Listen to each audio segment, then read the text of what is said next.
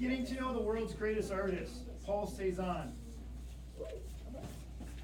You need to have your one item or more finished by the time I get to the end of the book.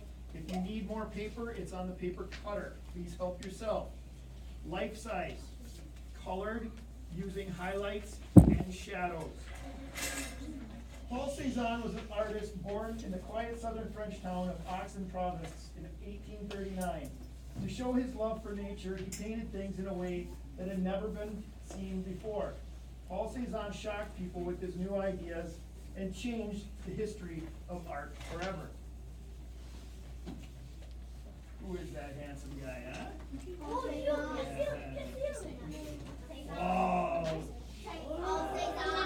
There you go. One reason people were shocked with Cezanne's art was that they thought his paintings looked too flat. They were used to paintings that showed a lot of perspective, the feeling of distance and space, like in this picture below, landscape. Paul thought that since the surface of the painting was flat, it made sense to paint the objects so they would fit better on that flat surface. He didn't think perspective was always necessary to show nature. Sometimes Paul would show several different views in one painting. In this painting, Still Life with Fruit Basket, you can see the side of the fruit basket. At the same time, you're looking down into the ginger jar. The left part of the table is lower and more tilted than the right. Paul Cezanne did this to make your eye move from the front to the back and all around the painting as a way of giving it depth without using a lot of perspective. Paul also used lots of color, building up shapes and objects to make them feel solid. In some of his paintings, even the people seem like they've been chiseled or carved out of clay. Using colors was another new idea of Paul's. Paul Cezanne came from a wealthy family. His father owned a bank and was very strict. Paul had only a few friends while he was growing up. His best friend was Emile Zola. Emile became a great author when he grew up. Paul and Emile would spend hours in the countryside around Aix province. They both loved nature. Cezanne never forgot the days he spent picnicking, swimming in the streams, and climbing the mountains with Emile. They enjoyed reciting their favorite poems in the forest, under the trees. Paul and Emile talked about becoming artists and writers and encouraged each other throughout their lives.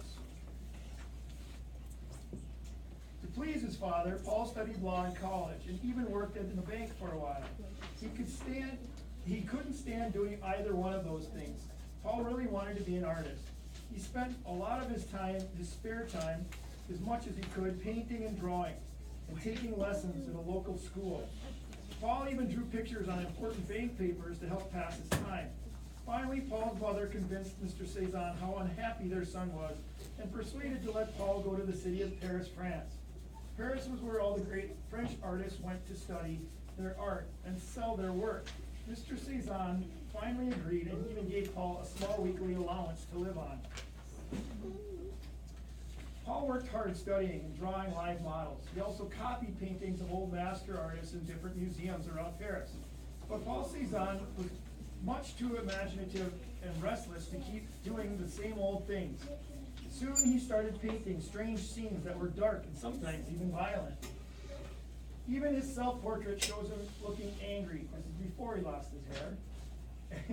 In fact, Paul was angry and upset because he was from a small country town and kept to himself a lot. The students in his studio thought he was rude. They made fun of his accent and the way he dressed.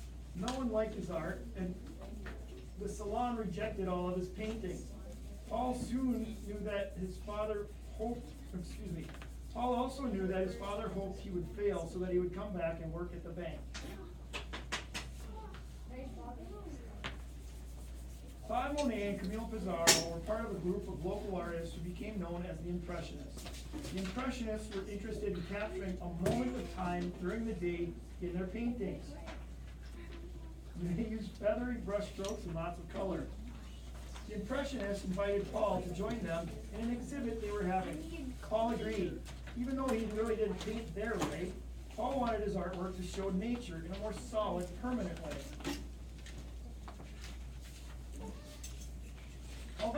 Cezanne respected the Impressionists. He thought too many of their paintings were just pretty pictures. He thought his paintings could be much more than that. Cezanne wanted to do more than just depict nature as it looked. He wanted to show how he felt about nature. This was a very exciting new idea in painting, and the one that most people didn't understand. In 1874, Paul entered his painting, The House and the Corner, in the Impressionist exhibit. As it turned out, the show was a big flop. People thought the paintings looked unfinished. They didn't like the scenes of everyday life, and as much as those about important historical events or some heroic story. The paintings they disliked the most, though, Cezanne's.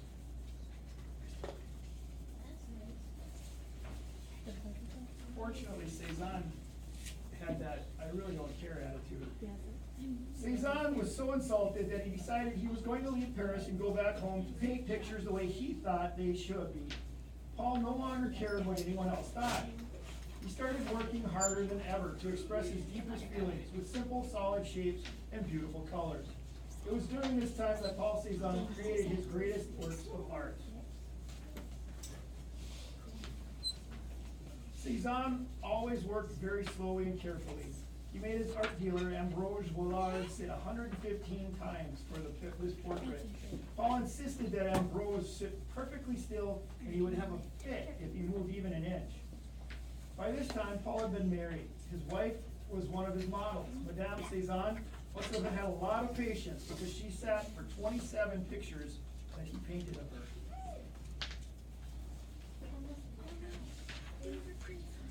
Cezanne gave as much attention to backgrounds, which is where we are going to start as soon as I'm done here, and space around the objects in his paintings as he did the main subject.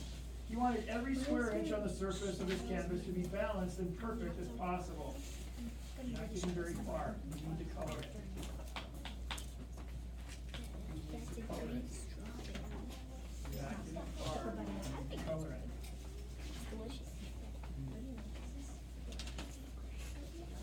During Paul's life, hardly anyone noticed or cared about his paintings. Only a few people, including Monet, Renoir, Pissarro, Picasso, Matisse, Van Gogh, and Gauguin, realized what an important artist Paul was. Many of these soon-to-be famous artists felt Paul Cezanne may have been the greatest of them all. Paul Cezanne died in 1906. His paintings mattered more to him than anything else in the world. He created a new and different kind of beauty in his artwork that influenced almost every modern artist who came after him.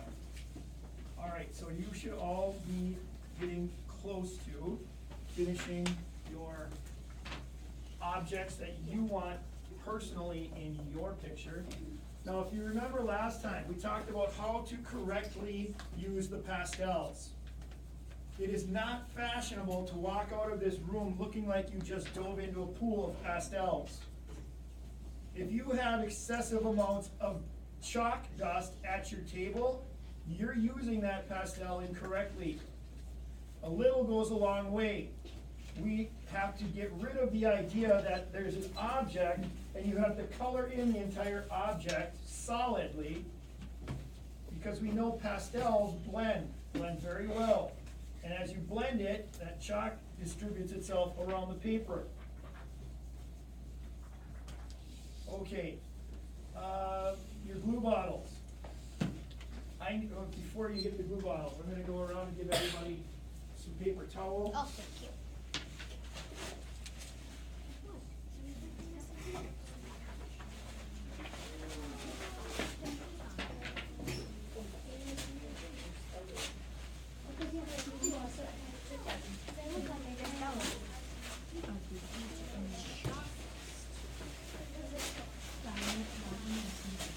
I don't think I'm dirty.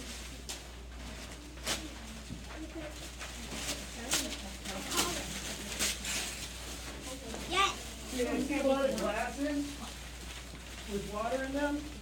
Let me help you out here, folks. Watch up here. Okay. When doing a glass, you start it just like we did the base. You all have this nice oval at the top. That's where you're drinking out of it, right? But I see a lot of this. You got the sides, and then you put the straight line across the bottom. That is not using perspective correctly. What we want to do is you want to take and repeat this line right there so that it looks like a cylinder. That's fine. So when you cut them out, and we're going to be cutting them, cut it out this direction. Now to make it look even more correct, you could put some lines, curved lines, and then the water itself would go this way.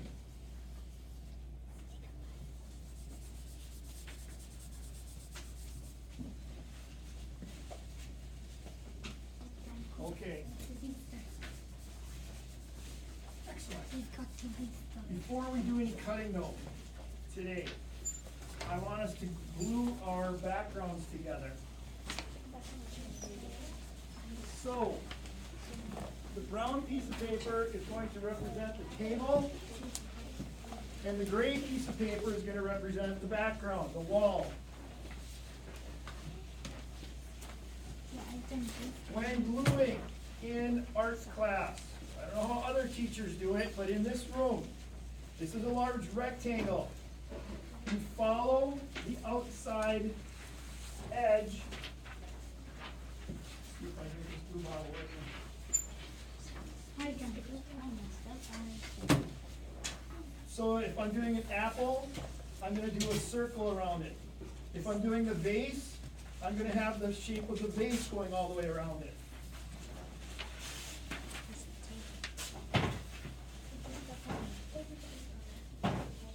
I have a trick though with the vase to show the perspective. Alright, that's working. Alright, so a quick line of glue. It does not have to be a river. We're not writing our names across the center. We're not dotting it. It's just a simple line of glue. We don't dump puddles. We don't use a whole glue bottle for one class. Alright, then I'm going to set it down at the bottom, like so, creating the space, table, wall behind. Yes, sir? The blue bottle doesn't come out. See what I can do to help.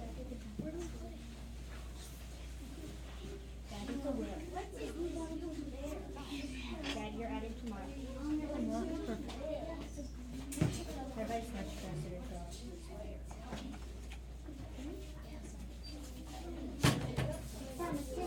Okay. In my other class, I had glue bottles, one for everybody, but one of the other teachers decided to borrow them and didn't return it. You have to open it up. It's about an inch away. We're gluing the brown piece onto the gray piece, using these funny looking bottles with glue inside of them. Gotta open up the cap. Gotta open the cap. Alright, then you're gonna turn it over on the back to write your name and secret code.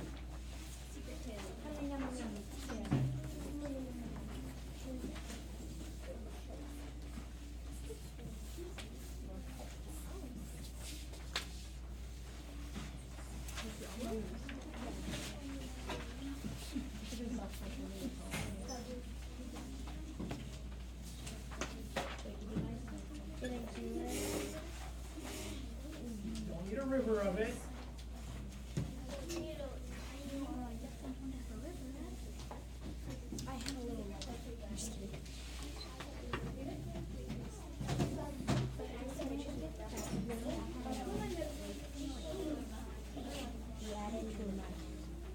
Doesn't take a lot of glue.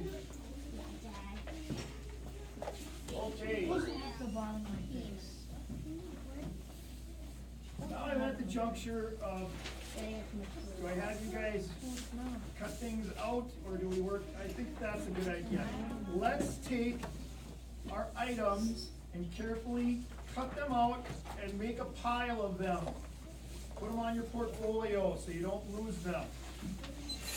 You don't need it closed, you're gonna be using it one day. At some point today, you really do need to get that glue down now. Okay, Susie. You got paper towel. The notes are strong in your finger. We're cutting out all of our objects.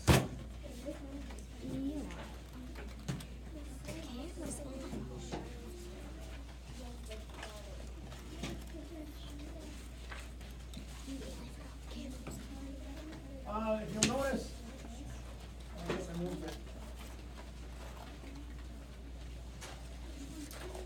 This napkin that I put in this one, that's a piece of scrap that I just picked up. I just rounded the edges off of it. This in here. And then as it has the folds and the creases, so you would have just a wavy line. Use a black and then put a gray over the top of it, and it's gonna look like it's 3D.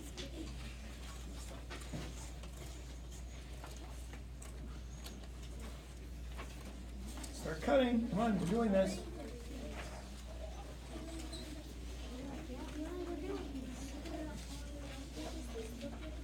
Scissors, thumb in the round hole, fingers in the other, 2 or 3 depending on what's comfortable for you.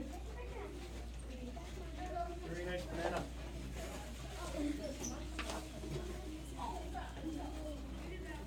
Keep the scissors above the table when cutting, try to keep them away from your nose.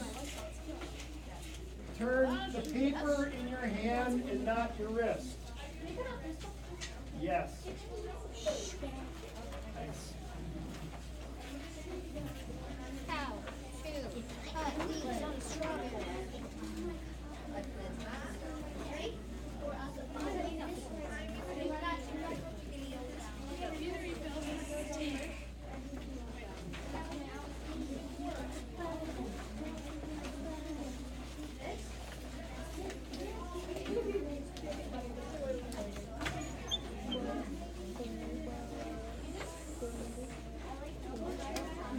Movie that was from,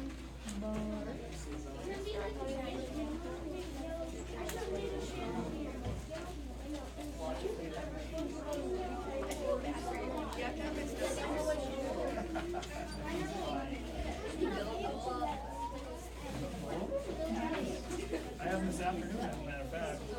Let's tell him you said hi.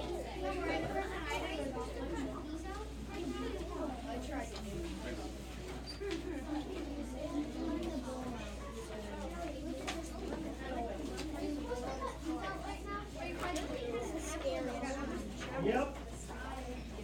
Everything's getting cut out.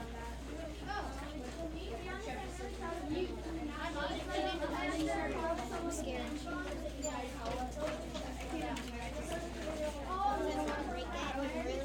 Which I already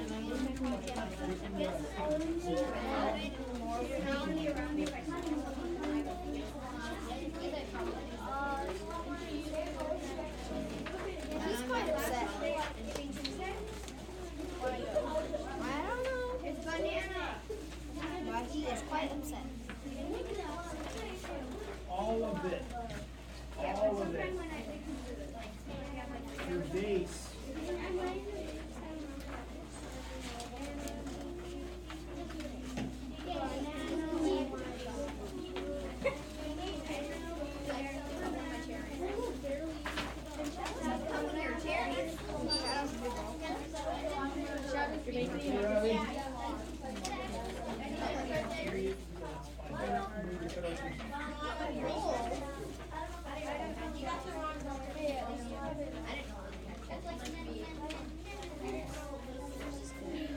Going out.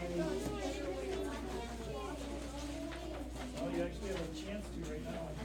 Whoa! It's like it's wearing underwear.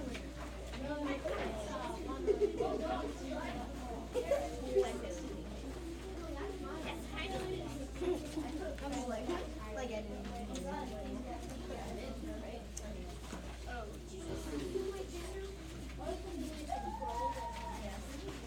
You're like, I'm like, what?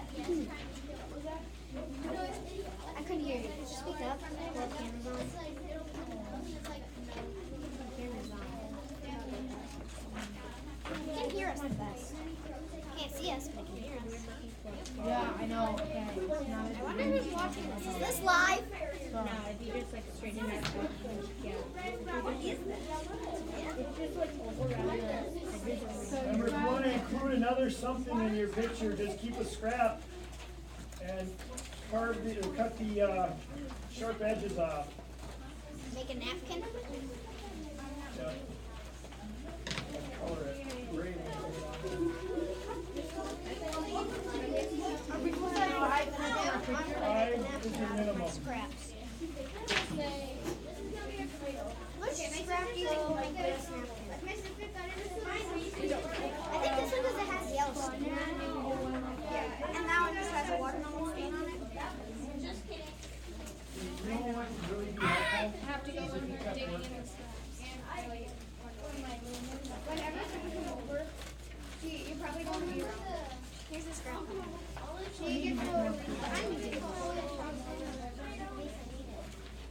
She can hear me.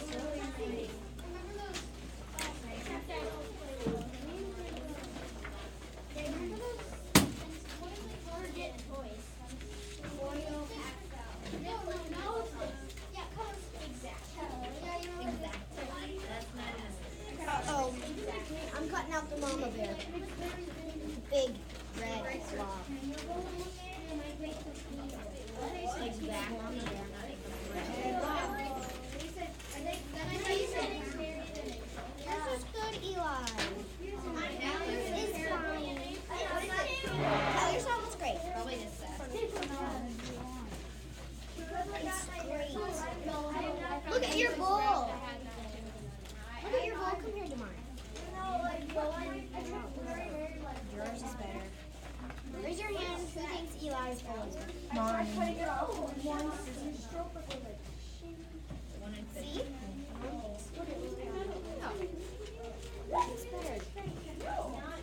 The fruit may be a little better, but I mean, you got the main thing.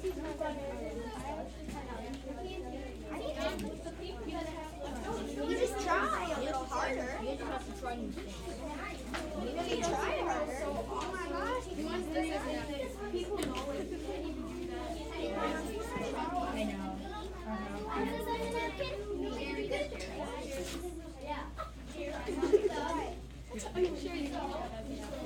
No, you don't. You need it. But they asked you to. Pick it up.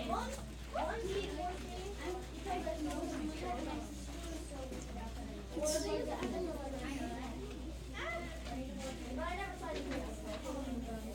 this even a item needed to make a pizza? Scrap. All the items needed to make a pizza. This looks like a napkin. Let me stain it.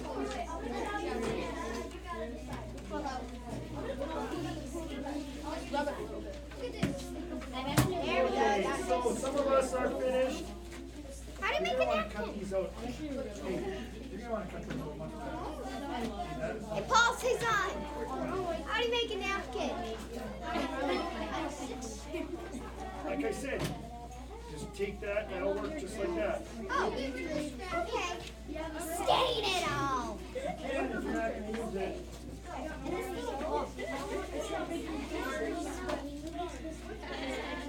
cut that out too. Literally me when I was younger. If you look at some of Cezanne's still lifes, you will notice that his backgrounds kind of look,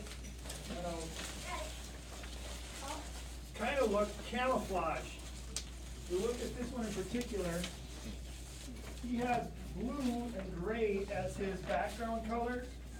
So he starts with the darker and he works his way lighter as it goes up.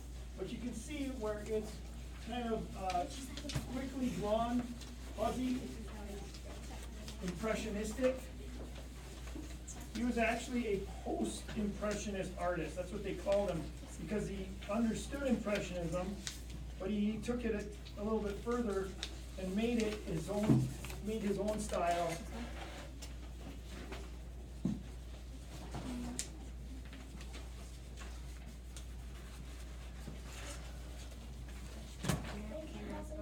You're welcome. Okay, now, we're gonna do our backgrounds. I'm gonna show you mine.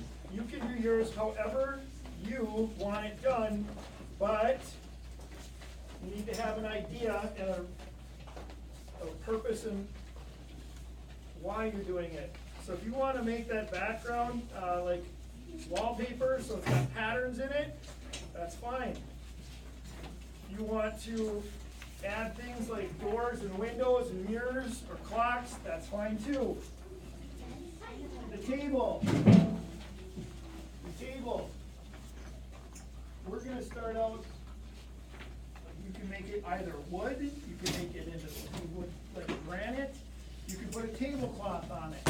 It's yours. This is your still life, so you need to make these decisions. I'm gonna walk you through, you know what, I think I'm gonna need the lights off. Really, the sun coming in is, I'm gonna adjust.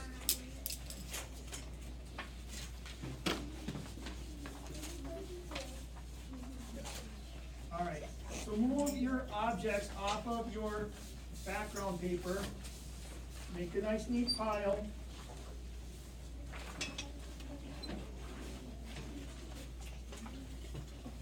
Okay.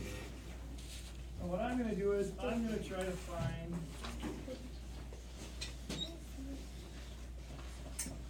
I thought I had something dark, either a brown or a black or a dark gray.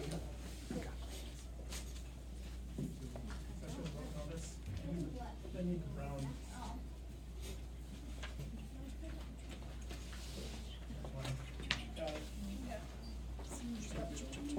All right, we're gonna start with a little stripe at the bottom here. Stripe down there at the bottom. That's it. I used brown. You can use, like I said, a black or a dark gray.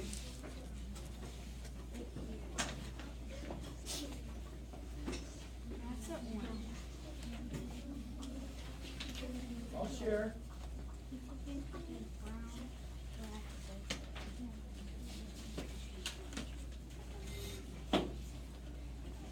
Okay. Now what I want to do is, I want to take,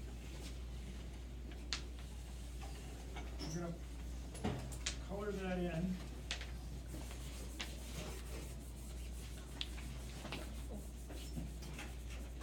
Put a different color of brown in there. You don't have to. I gave my brown away, that's fine.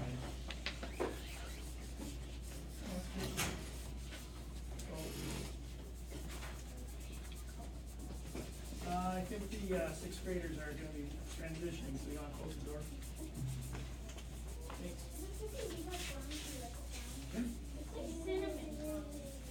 Okay, so what I do here now is I'm gonna take and I'm gonna put a dark line underneath that first line, like that. Then put a second one.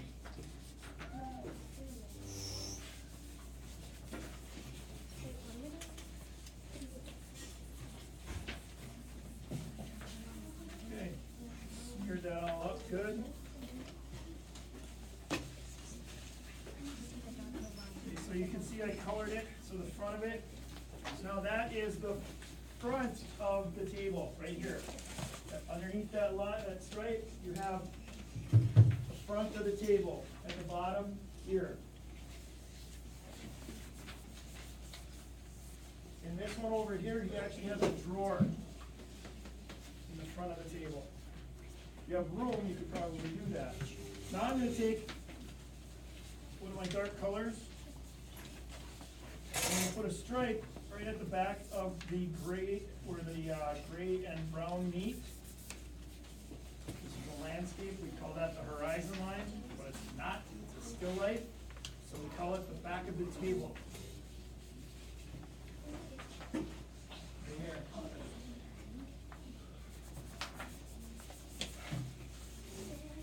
a dark line on the back. Honestly, you need to get some pastels in front of you. There's 4 boxes at your table. Okay? Be an advocate. Don't look around expecting somebody to do it for you.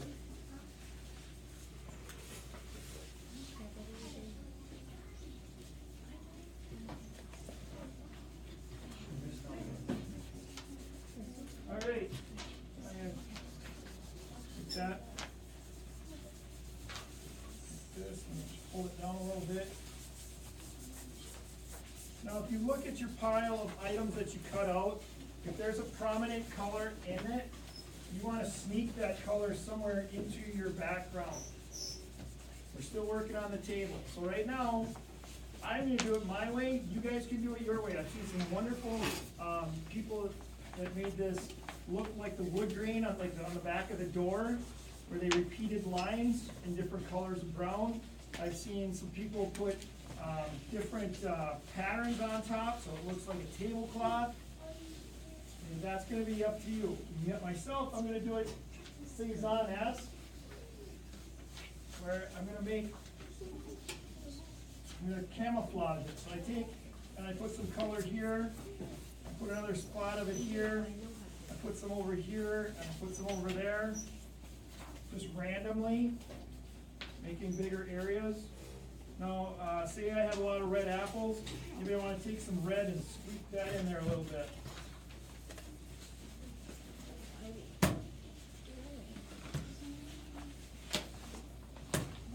Then I'm going to finish with some neutral color, again,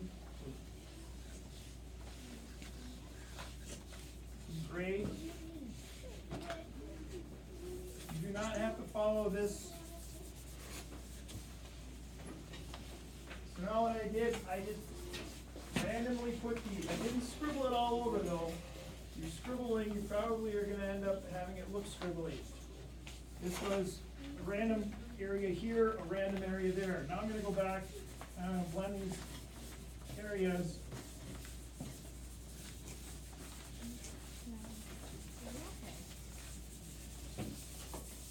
So I get a little bit of depth in here. Actually, it does look flat. Cezanne-esque. Okay, so you're doing your tabletop right now. And no, you shouldn't be having crazy big puddles or piles of chalk dust. If you are, you're doing it wrong.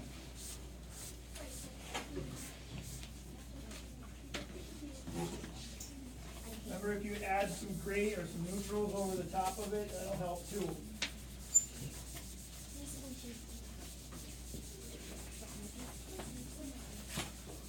There's way too much coloring of it. This is not a coloring book page, okay?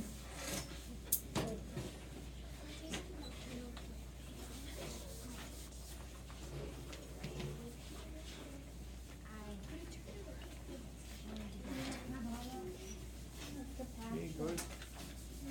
Good. All right. Ooh, beautiful. Love it. Nicely done there.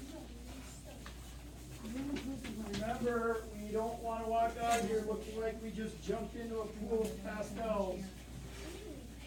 You have long sleeves. If you remember back to last week, it would be a bad idea to fold them up. That way, you only have to wash your arm. All right, we need to get going, so we have 15 minutes left. I want to do the background. So right now, between the 2 lines here and there is our tabletop. And we know using perspective that we can put things, create them, and we don't have to have them along everything in a line side by side right at the bottom. We have that whole area to put pieces. Now, for the back, let's say today I'm going to make a door over here. So I'm going to make the door frame.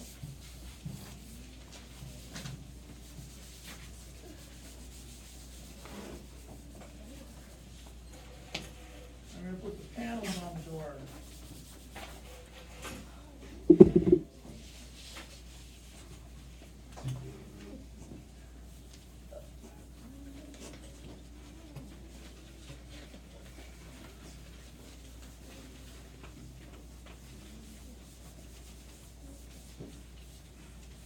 back and put some gray on that.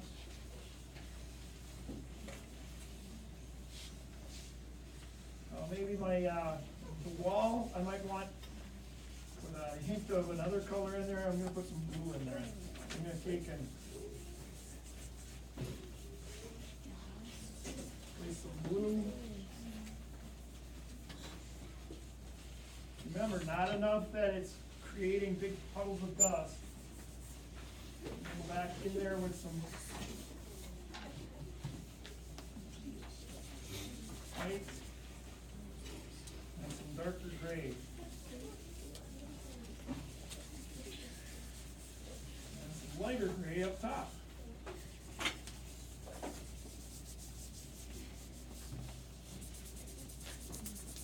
So if you see what I did, I have my blue, I have my dark gray, and I have put the light gray up there. Similar to this one.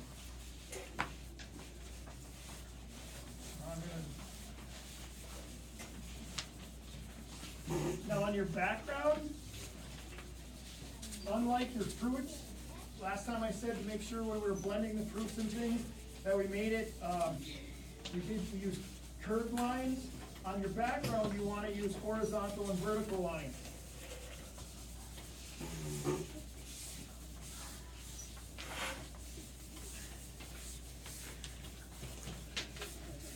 All right, so here's my example.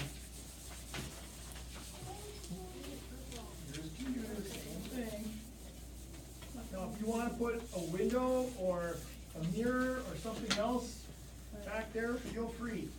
That'd be great. Love the idea of putting chairs on the back. Nice. Back side of the chair. I love that idea.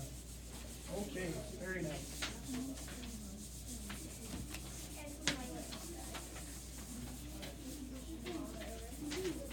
Try not to wear too much of the pastel. Oh. That's a problem.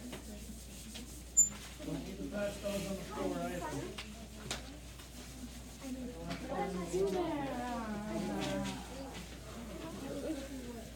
Thanks, every now and then.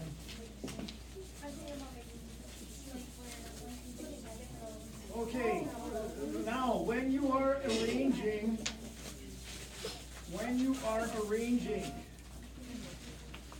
first you want to set your things down on your tabletop.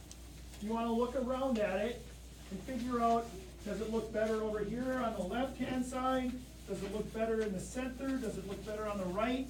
And move it around. Here is a trick, though, that I'm going to show you. If you take your scissor, one final cut, and you cut along the edge of the vase like this, you cut along the edge of the vase like this, you're able to take and place your fruit inside so it looks like it actually is in the vase. It's a little bit harder to glue, but it looks real. Now again, you're going to want to watch your highlights and shadows. You don't want one shadow on one side and the next one you flip over and it's on the opposite. You want all your shadows and highlights to be correct. So let's start putting our items onto our still life. Arranging the still life in your picture. Arranging the still life in the picture. Arranging the still life on a picture.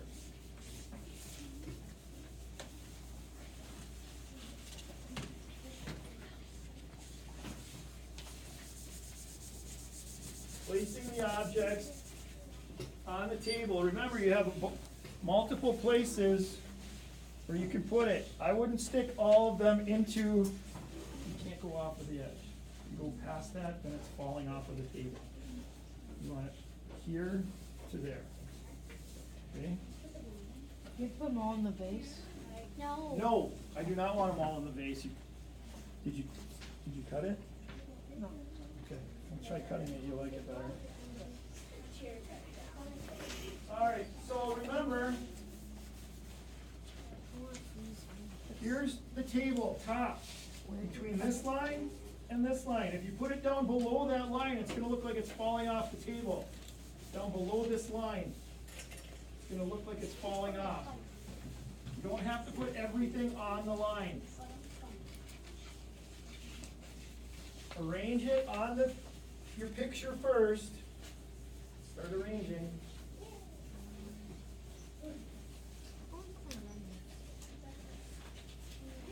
There you go. I like. Nice.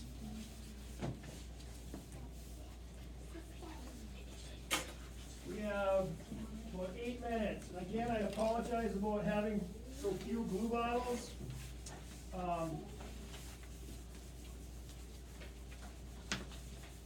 One of the, I think it was a 6th grade class that borrowed them and never got them back. All right, we can start. Go ahead and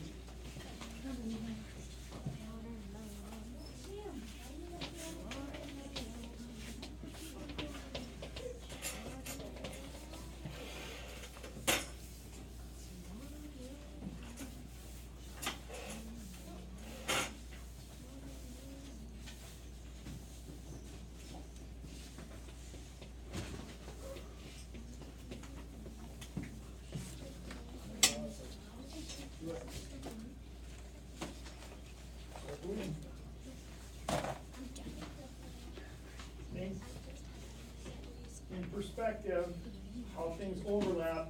When you're gluing, you're gonna wanna glue from the back to the front. Things that are furthest away. Again, one line of glue around the edge of the item, so we don't use up entire glue bottles in one class.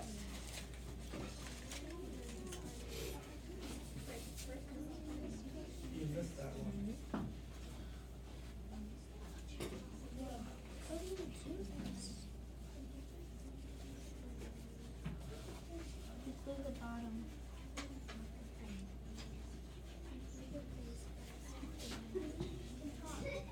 Do it when you get it, where you want it.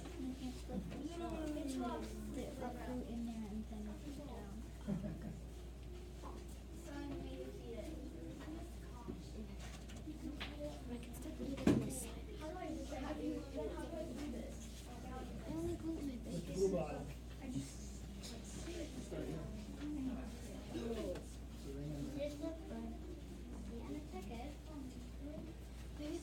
Once you have your arrangement and you like the way it looks, we need to start gluing. We have 6 minutes. And now we start cleaning up. We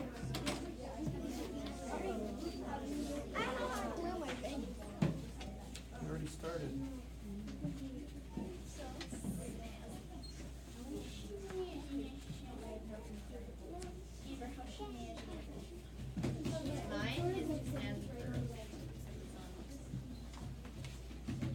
Yeah, last time Art were here, we made some like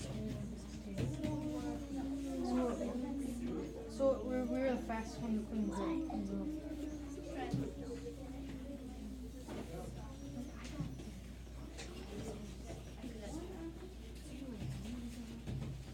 If you finish gluing all your items, one of the fun things to do then is to go back and add in on the background note, add in more shadows and highlights, making sure that they're all correct. Why do you keep everything under the table? I don't know where that is. Okay, I'll get them in there.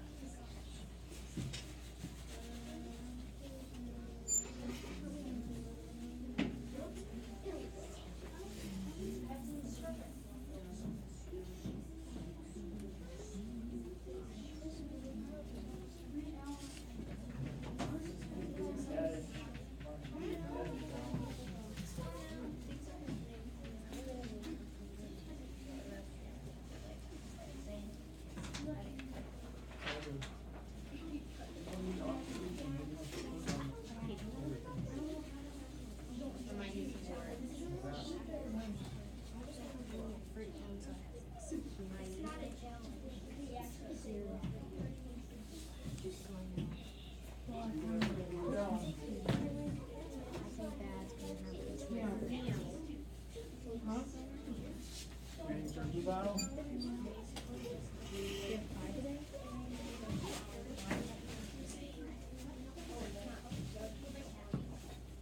minutes. Oh, I was gonna give it to him and you grabbed it. Nice. Come on, get him glued down.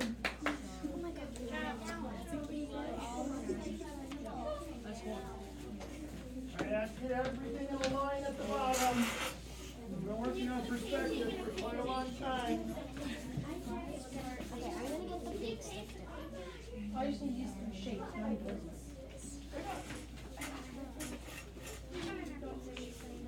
Okay. Did you get everything glued? She's not sharing this one.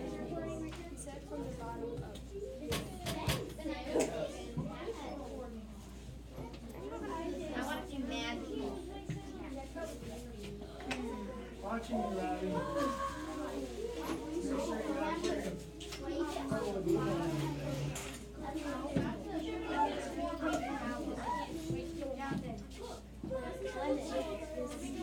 Hey, what do we do with extra glue? On the back of our chair. There you go, back to chairs.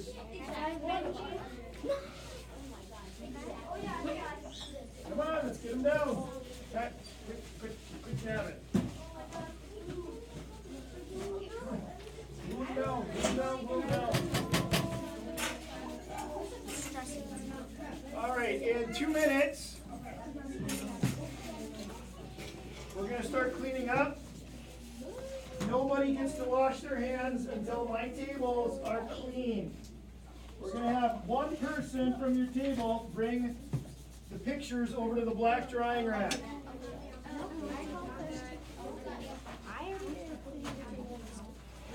Somebody's gonna be in charge. Cam, there's a piece of pastel on the floor. Oh my gosh.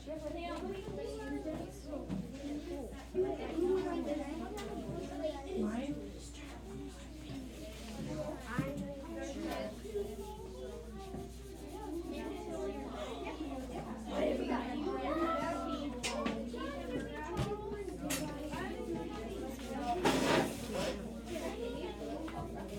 Everything's glued.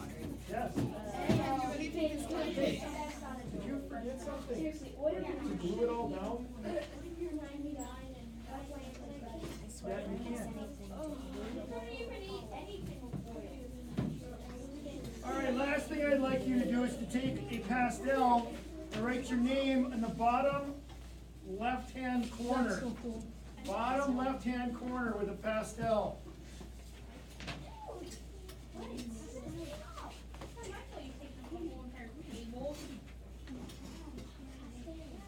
Let's start putting things away. Oh, Yep. yeah, it's good. I have like nothing. When your Here's table's some ready, short I will pictures. dismiss your table into one of the 3 sinks. I have the sink in the opposite art room, the bathroom sink in the middle, and this sink. But not until I see your table is clean and clear.